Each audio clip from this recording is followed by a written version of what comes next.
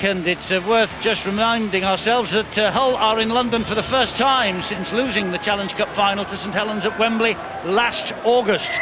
Here it's 6 apiece at half-time as Danny Tickle gets us underway again for the second half. Luke Dawn was underneath it and Danny Ward will drive the ball forward, first tackle of the second half. It could go either way, this. It's only 6-all. And Phil, what about your comment about Steve-O's words that Harlequins have had to do 40-odd more tackles than Hull? Will that play a part in these conditions? I'm not so sure, really. I think that both sides, because it wasn't the fastest pace of the game, really, I don't know what effect that will have. Or obviously, I think the impact. I just think it's one of those games now where you have to take your chances. There won't be many. I don't think we'll see 30 or 40 points scored in the second half. And it's about taking the chances. Both will get 4 or 5 chances to score. The winners will be the one that convert the most. Ryan McDermott watching on as Hull start this next raid. That's Tom Briscoe. I think both sides will realise, just take it safety first. Good hard work down the middle with the forwards. And then I suppose with the final 20 minutes just remaining, which side will test their arm, which side will want to play some fast open rugby league football and take the risk, and it will be a risk in these conditions. This is Paul King for Hull. I mentioned in the first half Harlequins' modest success rate here at home. That ball has come free again. Randall has it for Harlequins.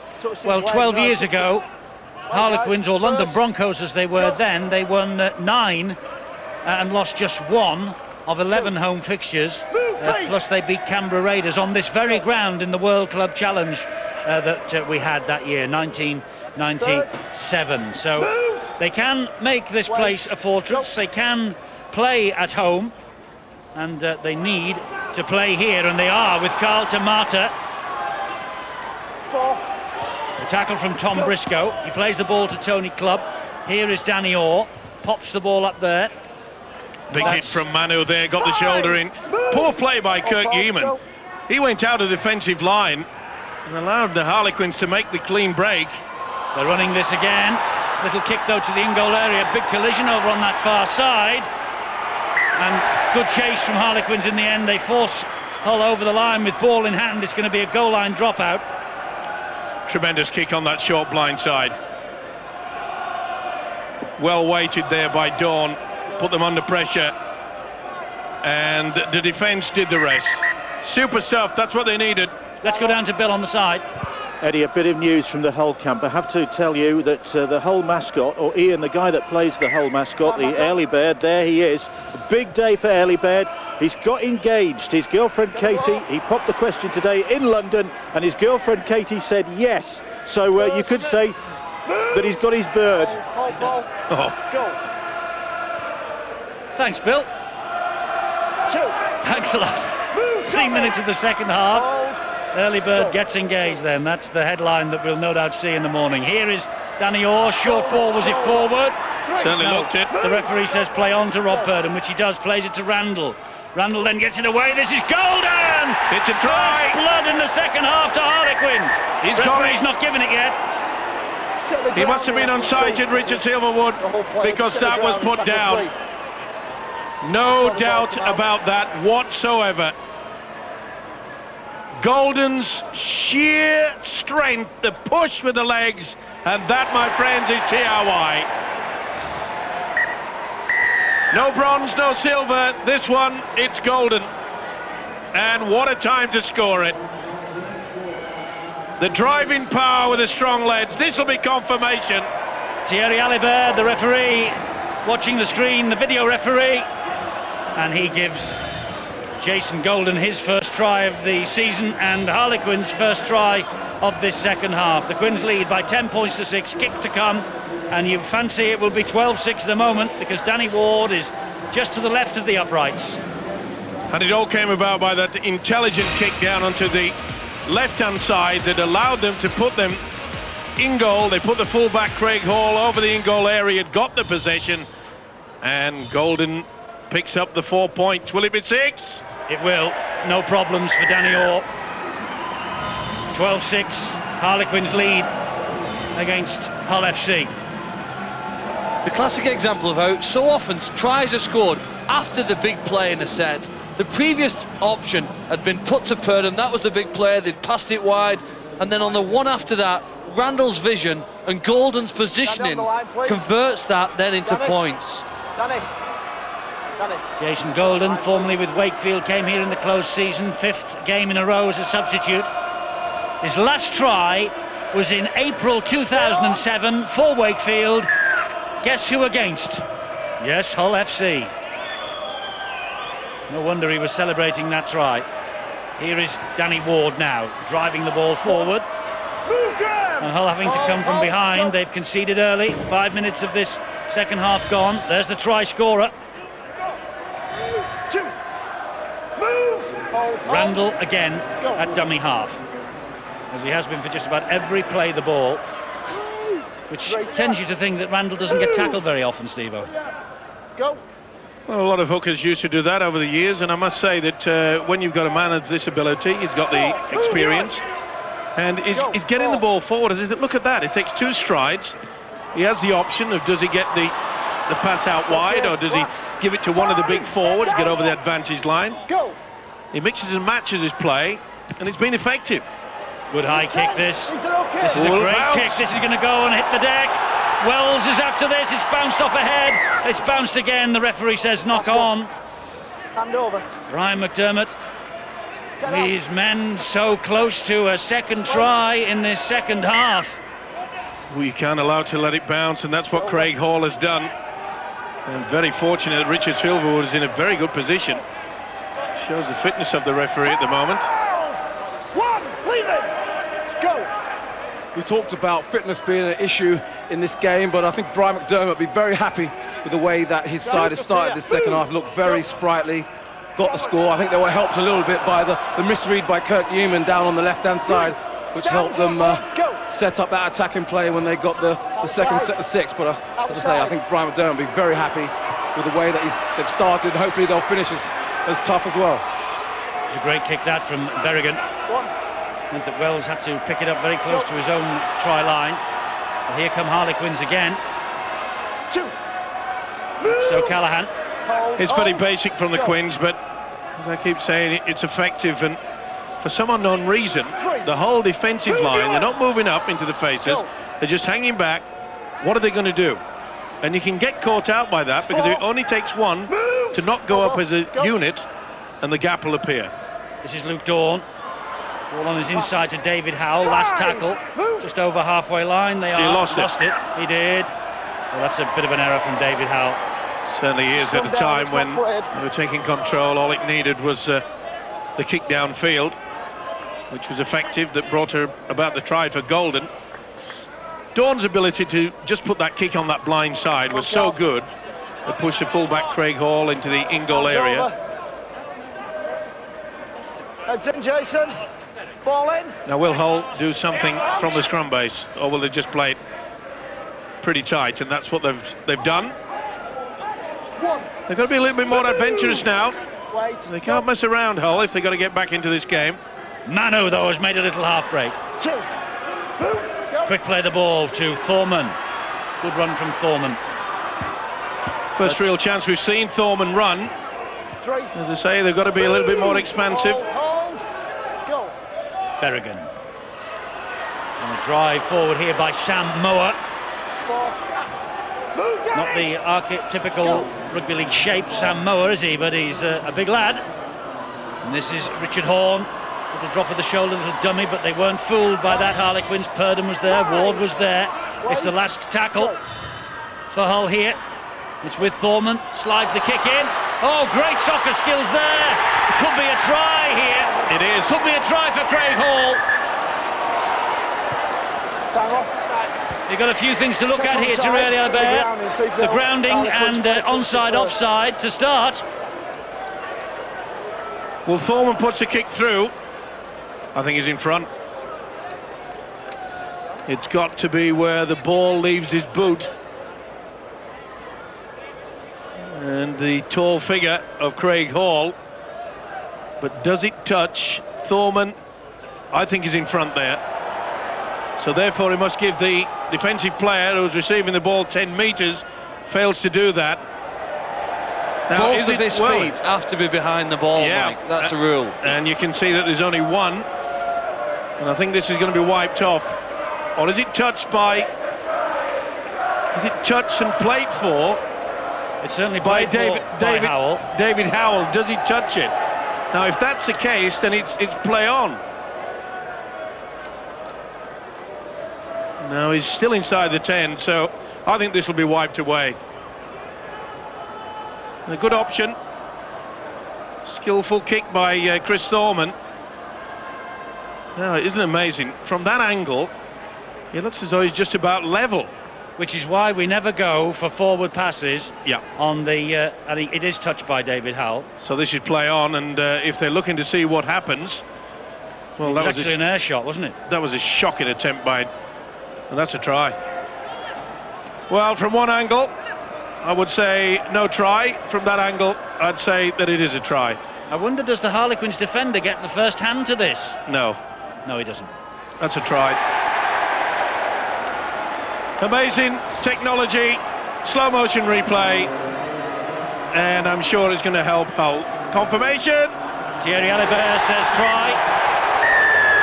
Nick Bambi would be happy with those skills, didn't he? Just pushed it past the goalkeeper and went round to score. Great control from Craig Hall. I think he miskicked it, Phil. I do. I think it was an air shot. I think the bounce Very should- fortunate indeed. But let's give them benefit of the doubt as far as the soccer skills are concerned. It's a matter of opinion whether he was in front of the kicker, and Thierry Alibert's opinion is that he wasn't. Well, he had plenty of time to look at it. The option was good. They'd moved out, but this attempt by John Wells, well, that was schoolboy error. That really was not what you should expect from a professional player. And it allowed the fullback Craig Hall to put Hull FC back into this game. As I mentioned earlier, is a very nonchalant style about him. He Calm, has. calm, cool and collected. He got a couple of tries against Bradford 2 weeks ago. He made 24 appearances last year, but only 4 of them from full back. Are you saying that Nick Barnby kicked a lot of air balls, Phil? Good he plainly finisher. missed Good it. finisher when he had to be under pressure. He'd be pretty happy to if he's just seen his hometown team possibly go level here with this kick from Danny Tickle. Yeah, he's a great fan of Super League, is Nicky Barnby. And here is Danny Tickle, and he adds the extras. It's 12-all down here at the Stoop. Well, sometimes 1,400 career points now for Danny Tickle. sometimes, Eddie, you need a little bit of a rub of the green, and that certainly came about from there. It's one angle, it looked as though he was in front, and that's the angle that I was looking at to start with. Phil Clark stated that both feet have to be behind, that's right, and there is the try scorer, Craig Hall. So it's game on. It is 12-all. Danny Tickle will run the ball back on the first tackle. Heckenberg was in quickly. Howell got a little ankle tap on him. Here goes Ewan Dowes. Well, half an hour to go, thereabouts, and the game still needs to be won. The last away win against Harlequins for Hull, March 2005, 20 points to 16 at Brentford. Their only other away win in Super League against the Quins, 24-20 at Charlton's The Valley in 2001. Just to say again, they have never ever won on this ground. And it's amazing the way sequences like that tend to just keep on going and going and going. Irritating, to say the least. Will this be a chip over, or will it have height? It's all along the deck. And it has a wicked bounce. But O'Callaghan has it for Harlequins, and Hull have O'Callaghan. Well, they tested young fella, didn't they, Jamie O'Callaghan, early in this game, but I'm not so sure that they've given him much work to do ever since, which is surprising. Well, Richard Agar would have got the message out. Let's test him time and time again. Ward takes the tackle, tackle number 3. There's Randall again, over the top of one, he finds Danny Orr. That's a good tackle by Yeeman. Tamata, nowhere to go. Randall again, flicks the ball to Danny Orr. And you're looking to prize an opening from somewhere. Last tackle still inside their own half, Harlequins. Go. Randall puts boot to ball, and that will go dead. Did that a couple of times in the first half as well. Quite happy for that to happen. They line up 30 metres away from Hull's line, 10 metres away from the 20 restart. Here they come. I'm with you, Eddie. I think Chad Randall was fully aware of the fact that he'd given it a good boot into dead in goal. Gives them time to set up their one line of defence, which I must say, Ryan McDermott has done a fine job in strengthening the defensive line. There would always be some sort of reaction, wouldn't there, Phil, after the bad beating that Harlequins took last week? Well, they weren't more than 50 points better than Warrington, and neither were they 40 points worse than Huddersfield. Both of those final scorelines, I don't think, were an accurate reflection of just how strong Harlequins are yet this season. And I think probably here tonight we're going to see it against a side who are third currently in the league. Really a true story of where Harlequins currently sit. Another nasty bounce. John Wells deals with it though. The ball grubbered all along the ground. So moisture on it as Wells took that. Go. Not happy with the attention from Chris Thorman, still having a bit of a go at him. As O'Callaghan takes the second tackle, 20 metres away from his own line. Go. Randall once again.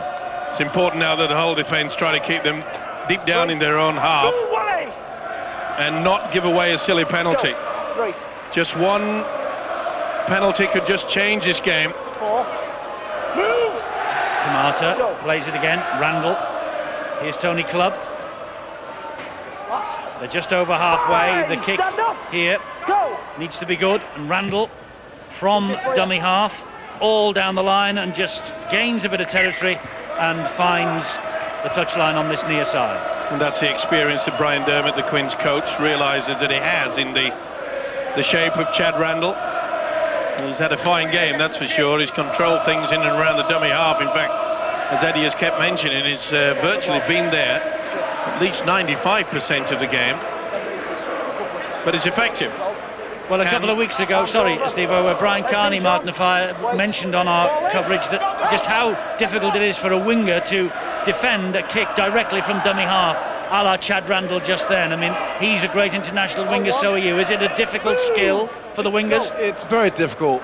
They say playing on the wing is probably one of the easiest positions to play in league, but very hard position to play well. And reading of kicks, even from halfbacks, it's quite hard. You're not sure whether to come up and take your man in the line or drop back for the kick, and that makes it doubly hard when you've got a hooker who jumps out, fires the ball out like a Chad Randall, like a Brad Drew, players of that ilk. It is very hard for a winger, and that's why it's used so well by all teams throughout the league. Oh, Hull go without the ball. That's an error from Berrigan. And that's what either side have been waiting for. A mistake inside your own half here now. It's been a long time since Quins have started a set of 6 tackles so close to the try line. And I stress the point again tonight, it's close range tries that will win this game. Richard Agar looks just a little concerned, and Berrigan hopes that isn't a fatal error. 12 apiece, 55 and a half minutes gone. Oh, and they're kicking on the first tackle. They're after Luke Dawn. It's going to go. The bounce was a shocker. The bounce was a shocker for Luke Dawn. It was a planned move, and that was a try for all money until the last bounce. Oh, a tremendous kick. Wonderful effort to take the gamble like that, and it just didn't get that bounce. They did it in the first half here against Manly in the trial game before the World Club Championship, and I must say it came off a treat, but on that occasion it just didn't get. And look at the frustration on the face of Brian McDermott. He would be very frustrated, but they gambled, they threw the dice, and it didn't come off. Dawn has scored twice, I think, this season from a kick like that. I think against Manly, also in the opening game against Casper, he scored from a long kick when the fullback wasn't at home. But that's the way it goes. You roll the dice, you take your chances. And I think that Sean Berrigan will be the most relieved man in this ground that that bounce went the wrong way. Oh, it's a penalty here. A penalty here to Harlequins. And Richard Agar stands up, wants to have a look at the big screen to check on this. I think Phil mentioned earlier the team who's going to win this are going to be the team that takes their chances. That was definitely a chance for the Quinn side, but the bounce of the ball in rugby league. Well, it's funny, the third bounce of a rugby league ball, when you kick it, I don't know why, but on the third bounce, it always bounces higher or in a different direction, and it was the third bounce that did him. I think Phil's called it right there.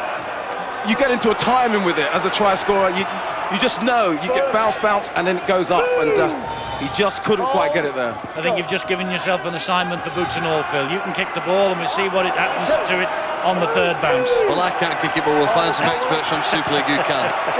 Randall waits again. This now is golden. Now, we haven't seen much running from Randall, and when he gets near to the line, maybe he could confuse the whole defence, because all they've seen him do is offload it. And when it counts, he might scurry over all on his own. Well, here he is again as Clubb plays the ball to him, gives it then to Danny Orr. Orr slides the kick in. That bounced off a foot and it was played at back to 0. Another set of 6. They've lost the ball though, Harlequins. Oh, golden opportunity. Oh, the referee. Yeah, there were 2 men in the tackle, Eddie. There were 2 men in the tackle when the ball came free. And he says we'll have the 2 points. Go for the 2 points is the signal from Brian McDermott. Oh, they've got to. In a position like this. Definitely stabbed at by Tickle. The ball came free. They're well disciplined. Well, surely they'll go for the 2, and that is exactly what's happened.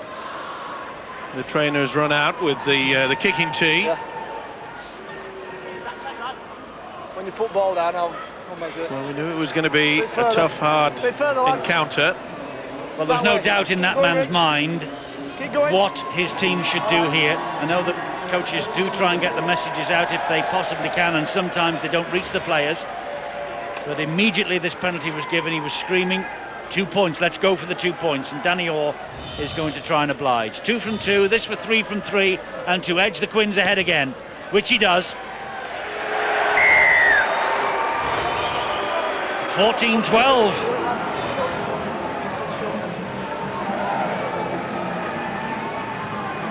Well, you see here, 2 men in the tackle. Willie Mann, who I think clearly attempts to reef it. It comes free. Eventually the referee spotted that. Coach puts up the 2 fingers. Scoreboard attendant adds them on. Indeed so, and of course he was framed in our big screen here, so the players... Good job he had his fingers the right way around, though. Well, that's the victory salute, isn't it, from Brian McDermott? Maybe it will be victory. But the players would have been left in no doubt if they glanced up and saw the big screen what the boss wanted. Winston Churchill never did it like that, did he? Winston Churchill always did it like that. Up to the hour mark we go, and it's just a 2-point ball game. Oh, there's a bit of a fumble there. He managed to hang on, though. Just managed to keep hold of that there, did Gareth Haggerty. 3. Move. Go. Randall again.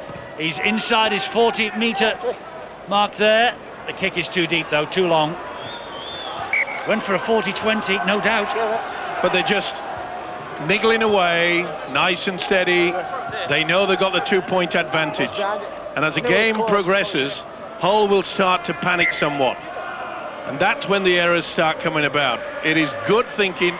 Brian McDermott knew that they'd be a lot better than what they were last week, and they've certainly proved that.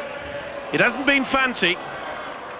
There's been no frills out there from Harlequins, but I must say it has been so good. They've controlled it. There's been no frills from either side, Steve. It's not a night for that, is it? It's not a night for throwing the ball around and expecting your wingers and your centres to be scorching in from distance. Eddie, I think good rugby league sides have to be adaptable. I know the side that me and Phil played in back in the 90s at different conditions and against different sides and different hemispheres, you play differently. And I believe that Harlequins today are matching Hull in this attritional game, which is not normally their own game. They like to be a bit more fluid, a bit more dynamic. Chad Randall, Daniel, Luke Dawn coming out, but they really are adapting their games to the conditions, and it just might get them over the hump. Danny Orr to run this ball back for Harlequins. Met on his 20-metre line by 2 tacklers. The skipper Lee Radford was one of them. Well, if coaches dig deep for stats, etc., then I think Brian McDermott will be pleased with the fact that Hull, this season, they've had control of a game at the 3-quarter mark, and then for some unknown reason, they've just dropped a gear or two. I love to watch players try and influence their teammates. Chris Thorman's doing that at the moment. He's urging them to get forward here, hit hard in defence and try and force a mistake. They haven't achieved it on that set. Another 40-20 attempt, and he's got one. Fantastic kick this time. Wonderful kick from Randall. Amazing. Absolutely amazing that they allowed him yet again. He's been doing it all night. And they were not quick enough in the first and second marker position to jump out, apply the pressure. John Wills has taken a place on the wing here. He's got a bit of a problem. That's it, lads. Great.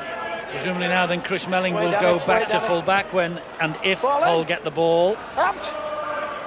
But here goes Tony Clubb for Harlequins.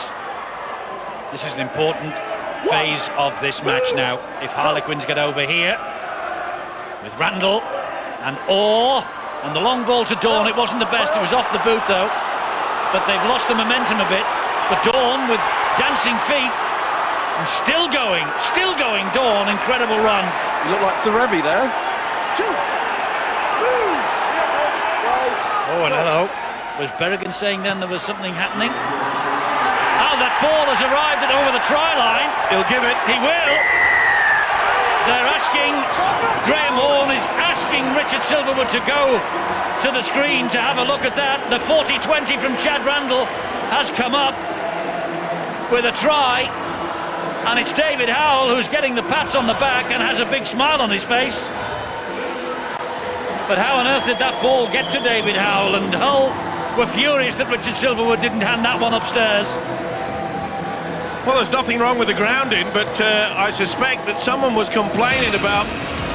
This is the 40-20 that put them into it. It's a magnificent rule, isn't it? And from there they get through, they use the dummy runner, and it came on that second angle. That's the reason why Howell has got over. But there was someone complaining that someone perhaps may have been bitten. That had nothing to do with the fact that they got the try. Was it obstruction? Did they come on the angle?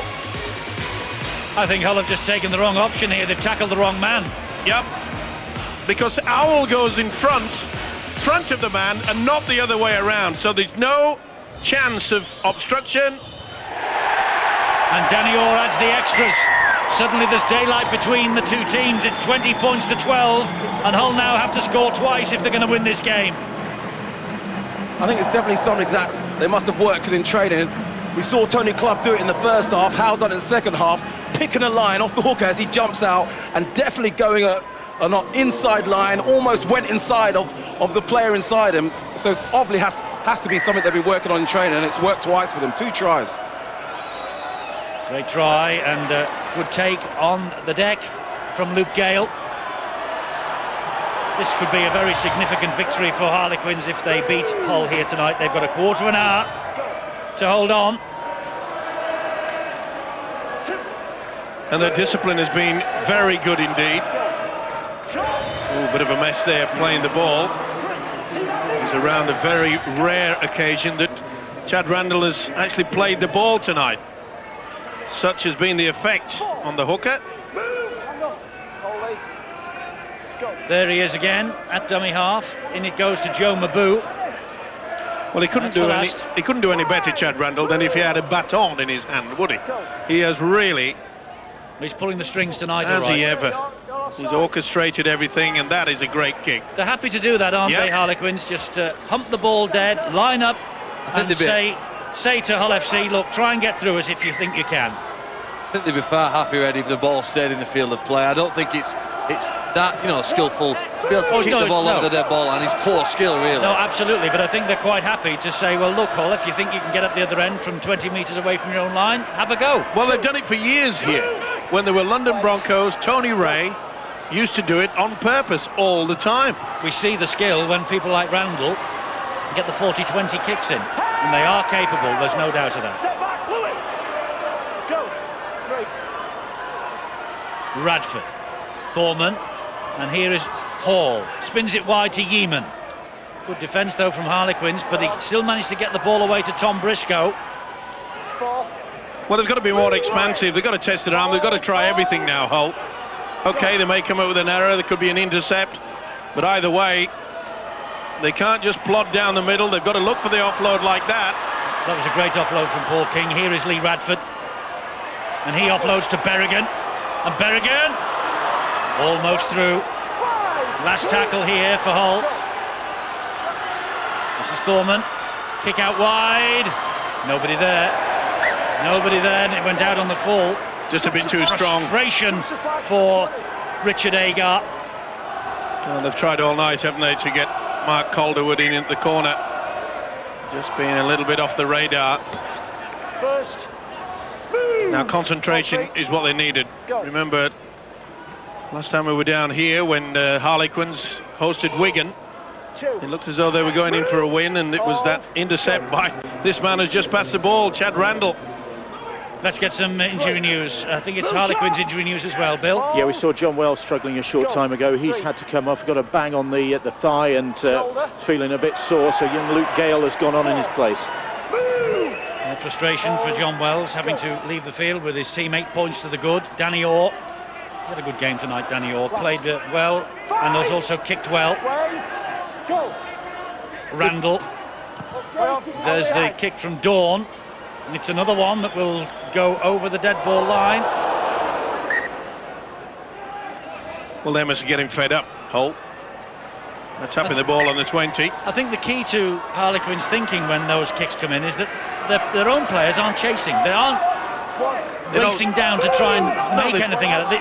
They don't get all the way down there, exactly, to have to turn around and come back again. Yeah, you're right. They're not wasting the energy. They know it's... and they're good tactics. Brian McDermott's no fool. He's a good coach. Gorman and Radford. But it needs something different now. It needs something different from Hull if they're going to rescue this match. Eddie, it needs a bit of patience from them. They've just got to get close to the try line. They won't score from long distance, but working the way upfield as they are doing here gives them a chance. One score, and they definitely become alive from that point. I'd like to see Mark Calderwood come into the game. He hasn't been doing much out on the wing. Should be fresh. Could come in, support. Just give a different look to this whole side. Here's Thorman off the boot and collected on the deck by Briscoe. That's not many metres gained forward. It was a little bit flat, that. It's the last tackle as well. They've got to get some height on this. Get it up in the air. Well, is that what Thorman's going to do? Yes, he is. And Calderwood's out there, and he flicks the ball back. It's still the last tackle. It's still the last tackle. It's Radford. Radford out the back door, and again out the back door, looking for Calderwood, who picks it up. And Calderwood hacks the ball forward, and that will run dead. Well, at least they kept the ball alive. A lot more adventurous, but... Ooh, and they were going for that kick way downfield. It's all about field position as far as the Quins are concerned tonight. Should you be given 2 chances here, Mike? Well, we often talk about that. In the olden days, no,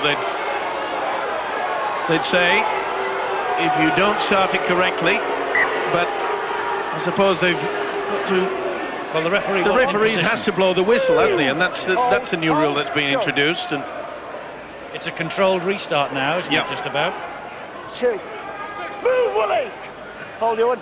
Well, if they can Slows hang the game on, down a little bit, though, doesn't it? Things like that. It certainly does. And I know that the kick has to be taken within the rules of the game, but it does slow it down. Well, a lot of people think that it's ruined Mark Calderwood's game. I mean, especially when he was at Leeds, that's all he became famous for, was the fact he could race 40, 50 metres before the opposition. He got themselves sorted out.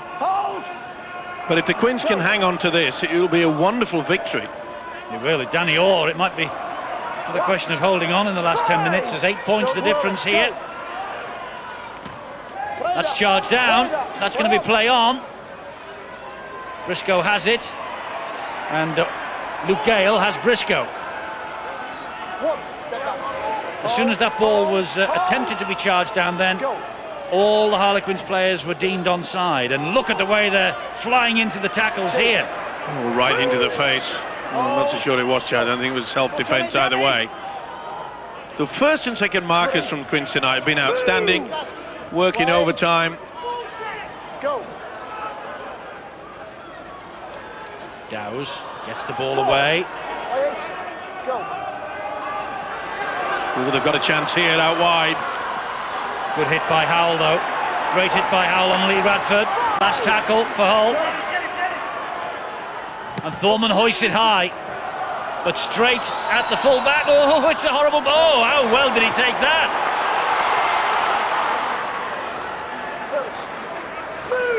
Well, it was very fortunate, wasn't he, Luke Gale? Tremendous take in the end. He should have really taken it on the fall, but he got the bounce. And he'll be just trudging right the way through. Well done, the youngster.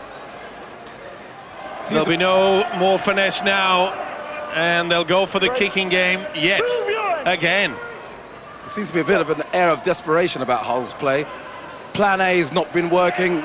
Maybe they haven't got a plan B. Oh, Chris, go. 8 minutes to find plan B. Randall tackled, but not standing square. They'll take the two here.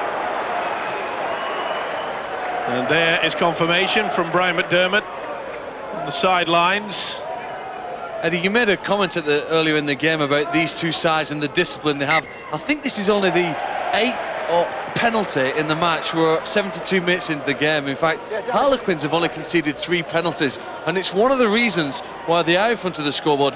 Hull haven't been given that penalty that takes you upfield and from which you score a try. We see it so often in rugby league. Great discipline, and it's nice to see that it's been recognised by the referee and rewarded as such. Yeah, it's definitely been a mature performance, I think, by the Quins, with and without the ball. A lot of their players must have been, had their ears ringing after the scathing they took after last week's performance, and they've certainly turned it around, gone forward, not played too much football in the middle of the park, got down there and taken their chances. And some of their players that they've been working on the training park have come off. The big forwards with the right foot step gets the try. And Danny Orr kicks the goals. 22 points to 12. Still means that Hull have to score twice. Converted try to win it, of course, but it just inches Harlequins slightly closer. Suspect we'll see a short kick-off here. Hull need the ball back. Got to tee it up high and get some height underneath the ball. Danny Tickle looks like he's going to shape for that, and he does. Lee Radford has come off, by the way, the captain. That's going to be Hull's ball. Here is Calderwood. Can he do anything from broken play? No, he can't. Play on, says the referee. Randall missed the tackle. Calderwood still taking on Clubb. That's the first one.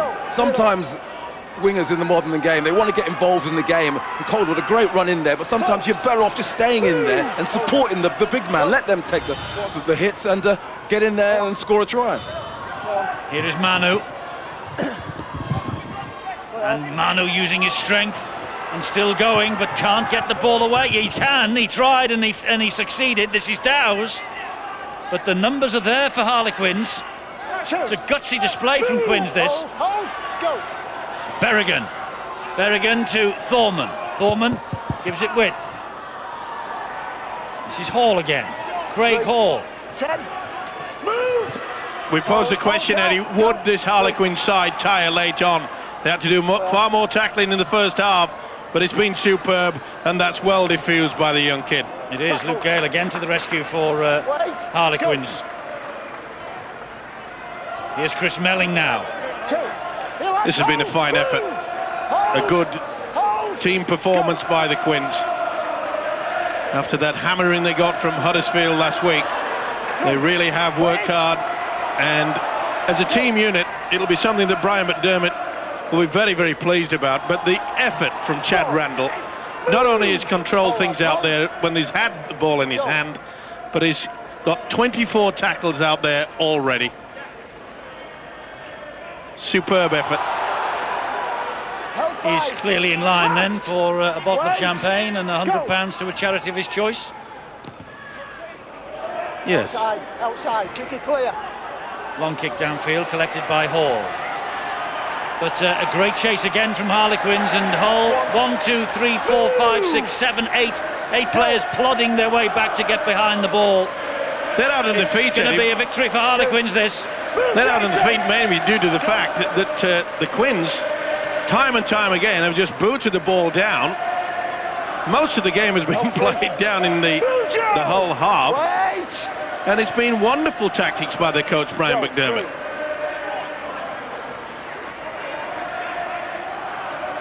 Four. Move. Go. Houghton. And Berrigan and Dow's waiting there, but again, this tenacious Harlequins defence is halting Hull FC. Last tackle here.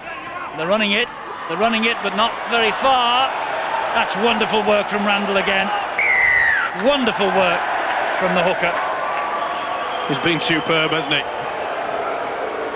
You know, the way that Brian McDermott has got his defenders in the first and second marker position, they don't just go one way and sort of stand and hope that it's going wide. They work hard overtime to get hands, body in front of them to just confuse. I cannot remember once during this entire game that Hull have had a clean break anywhere in and around the play the ball area. And that shows you the extent and the solidness of this defence. Yes, the Twickenham Stoop hoodoo continues for another year for Hull. Here is Danny Orr. That's the last. Wouldn't surprise me for a field goal just to rub it in. Knock on. Oh, dearie me. Danny Orr raises the arm. Sorry, fellas. But I think in the back of their mind they are fully aware that they're going to have a good victory here. Still frustration written on the face of Brian McDermott. But deep down he'll be happy with this. He will. He is a perfectionist, though. He doesn't like them to make errors. But if you are going to make an error, this is the right time of the game and the right part of the field to make it in. Richard Horn, been kept quiet by Harlequins tonight. Richard Horn. Here's Calderwood, equally so. Move! Go, well done, Gareth. I think Berrigan, Horn and Thorman haven't really had the chance. I think Harlequins have been up to the task. They haven't really given them the penalties or the errors, nothing to feed off. Hull aside, they play attrition kind of football, but they need something to feed off. And the Queensland definitely haven't given them anything. Have matched them at their own game. Houghton goes down, tackle number 4, right on the halfway line. Here's Richard Horn. And the pass, not to anyone in particular. They're lucky to get away with that. Here goes Danny Tickle again. This will be the last tackle. He's lost the ball, or was it stolen from him? It was stolen. It's a penalty. A minute and a half to go, 10 points the difference. I don't think it will have any bearing on the overall result. It's a question of how many now for Harlequins. Here's Thorman. This now is Hall. Hall gets the ball away to Briscoe. Briscoe brilliantly defended by Tony Clubb and company. Brilliant defence from Harlequins. Briscoe thought he was in the corner for all money here. Just watch this tackle coming in. Bump. And a little bit of help from Luke Gale as well. Fantastic defence. I mean, that's what Harlequins have built this season, on great defence. I know last week was a bit of a hiccup, but apart from that, when you think back to the Wigan game, they should have won that game as well. So it's really been not too bad of a season for the Quins side and Brian McDermott, especially after this mature performance, as I say. I think he'd hope that his side next week will kick on from this. Well, they won 2 from 3 against Hull last year. The victory 34-26 last May turned out to be the final match that Peter Sharp was in charge of Hull FC. And this is Louis McCarthy Scarsbrook now as Quins look to end with a flourish. 30 seconds remaining. Oh, lads, wait! They cement their place in the top 8 to Harlequins. No question of that. This is Danny Orr, and he's had a little glance at the big screen. He knows there's only 15 seconds remaining, so he'll just stay on his feet for as long as he can. Manu eventually puts him to the ground. 10 seconds remaining. Harlequins will do nothing fancy here, and they won't get up and play the ball in time. There's the full-time siren. Harlequins have won. A great night for Brian McDermott. They have come back from a hiding at Huddersfield last Sunday. 22 points to 12, and Danny Orr, although Chad Randall had a massive part to play in the match, Danny Orr finishing with 5 successful kicks from 5 attempts. Disappointment for Hull. That's the second win in succession after they started the season unbeaten with a 100% record. But Harlequins, a very professional show from them tonight, Martin. I said it earlier, very mature performance by the Quinn side started the season off very well. Obviously had 2 hiccups, one against Wigan and a very big hiccup last week. And I think after this they'll kick on. Things are looking good for them. The only problems I could possibly see for them in the future is if anything happens to Chad Randall. He's been such an influence on the side all season, such an influence today, and without him in the side, things could look tricky. But if he keeps him healthy, I think Quinns will be quite confident about making the playoffs this season. OK, let's have a word with the Harlequins coach, Brian McDermott. There he is, he's with Bill. Brian, I think one of the terms used in the commentary was nothing fancy from Harlequins. It wasn't a night for fancy stuff, was it? Well, no, that's right. It's a bit of field position, and the team that spent most time on the opposition's try line was going to come up with something, and the difficulty is just getting there tonight. And it was the very few errors in the second half. Discipline was good as well. Yeah, there was a bit of your error, my error early in the game, and then a couple of tough calls, I thought, early in the game against us. And for us to overcome that on the back of a spanking last week, I'm proud of the boys. I thought they dug in really well. We've had a bit of adversity this week with 1 or 2 blokes pulling out late, and some blokes have played out of position, so it's been a case of a real team effort today. Yeah, given all that, given the fact that the beating you took at Huddersfield, the fact that Rob Purdon probably wasn't fully fit, and then you got Matt Gaffer pulling out at the last minute and all that sort of thing, so to come up with a performance like that must do you proud. Yeah, and you could mention about another 2 or 3 blokes in there that have got some stuff that they want to keep quiet, that they're having the needles, they're having the jabs, but yeah, really pleased to bounce back from, again, a poor performance last week. I'm really happy with what the boys did. Thanks, Brian. Well, let's hear from the man of the match, Chad Randall. Chad, congratulations. The champagne's yours. Last time we were here, you were suffering the heartbreak. It's a month ago today you were suffering that heartbreak against Wigan, so that this must feel a lot better. Yeah, it was. I was thinking of it with 10 minutes to go, don't worry. I just thought, I'm just going to play short here. But yeah, it was a good game. We knew what we had to do, just complete our sets in those slippery conditions. And, the forwards were great. They laid a platform, and we just kept trying to turn around in the second half and kick long, and everything went to script. Did that go through your mind, what happened against Wigan, when you're in a similar sort of position? I'm not talking about your particular situation in that game, but the way you let that lead slip. Oh, yeah, I suppose the best thing that with the Wigan game was you learn from your mistakes, and we learn a lot there, and especially myself. And, we got to grind out wins, and that's what Super League's about, and that's what we're about. So, yeah, it was obviously across the back of the mind, but I wasn't thinking about it too much.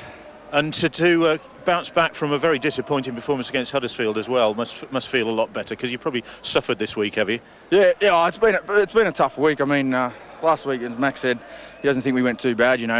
Huddersfield were hot, and we sort of got caught off our guard, and we got them next week. So hopefully that'll lead us into the Challenge Cup next week, and we just build from there. You also get, apart from the champagne, you get £100, which can go to a charity of your choice. Any thoughts on that? Yeah, I'll donate it to the London Wheelchair Rugby. Well done. I just say hello to my mum and dad and all my family back home. Cheers. You have done. Cheers. Cheers, Bill. And Rob Purdon's here as well, creaking no doubt with all these injuries that you're suffering from. How did you get through that? Oh, you just get through on adrenaline, I think, and we had to put the wrongs right from last week, and I think we did that. What is it? Is it your back this week or your hamstring? Because you've got everything going, haven't you? Oh, I've had a bit, yeah. I had ribs a couple of weeks ago and hamstring this week, but yeah, I got through the game and everything's all right. And this has been said after last week's performance, it was important to come up with something a bit special today. And it wasn't the prettiest of games, but it was very effective, wasn't it? Yeah, I think conditions controlled the game, and it was who could get closest to their line and keep them there, and we managed to do that. And I think our defence stood up today. They scored a couple of tries, but I think in the whole our defence was real good compared to last week. You're a tough side to beat on your own park, aren't you? Yeah, we are, and we want to be a tough side to beat away as well, and we'll build on this one, and we'll be good next week. Thanks, Rob. Well done tonight. Thanks a lot. Cheers. Yes, they're hard to beat here, and they're a disciplined side as well. Harlequins